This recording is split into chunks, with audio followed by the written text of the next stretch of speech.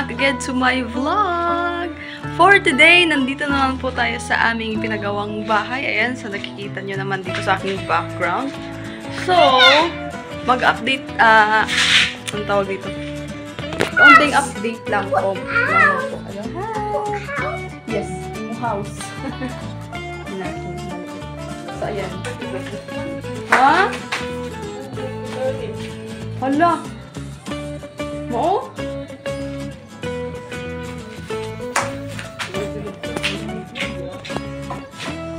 Ay, ayan, sorry. Ayan po. So, ayun, meron na po kaming kahoy dito. Nabili po namin ito sa halagang 4-5 po siya. So, ito po yung nilalagay parang ganito, guys. Ayan, dan sa baba. Sa ibabaw, doon sa kusina po. So, andun na po si Wailing Out sa labas. Naghahakot ng hollow blocks. Ayun po yung hollow blocks. Tsaka meron pa dito 50. So, dito niya ita-transfer yung mga hollow blocks. Yan para safe po yung ating mga hollow blocks. So, nasa labas lang po kasi siya nilagay ng mga nag-transport dito. So, meron na din po kaming mga buhangin. Ayan po. Ilang hollow blocks, John? Ha? Pila ka hollow block to? 100 hollow blocks. Ayan. Nandun pa sa labas po. 50, another 50. So, iisa-isahin niya lang po yan kasi naiipak po yung iba.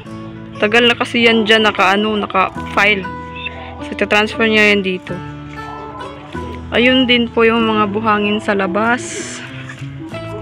50 buhangin. Sand. So, pauwi na po kami. Punta muna kami sa Kulit. Bili muna kami ng ulam. Napakainit po. Ayan. Naraduhan na po yung may wagang gate at nasa loob na po yung mga hollow blocks. Ang buhangin doon.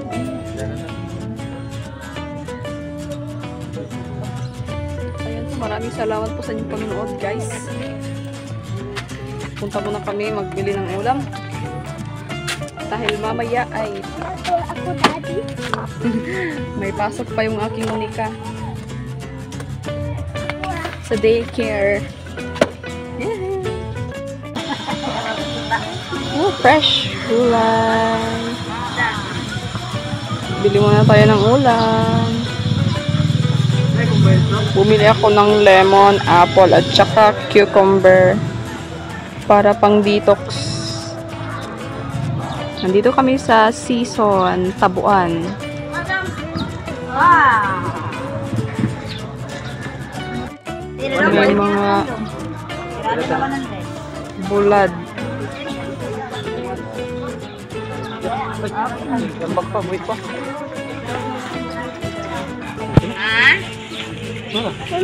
Sayuti. Oo. Saging.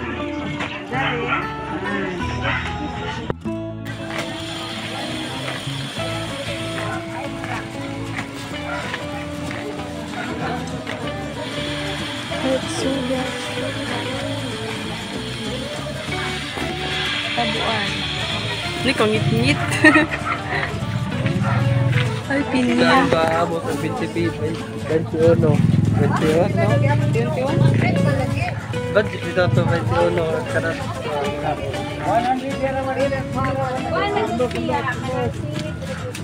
Uy,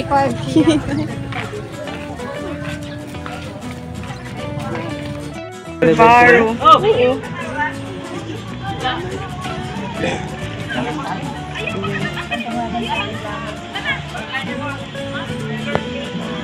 Salbaro. Taon na, kana. Kaya kadag ko eh. Pila pa na, tag-dos. Oo, dos.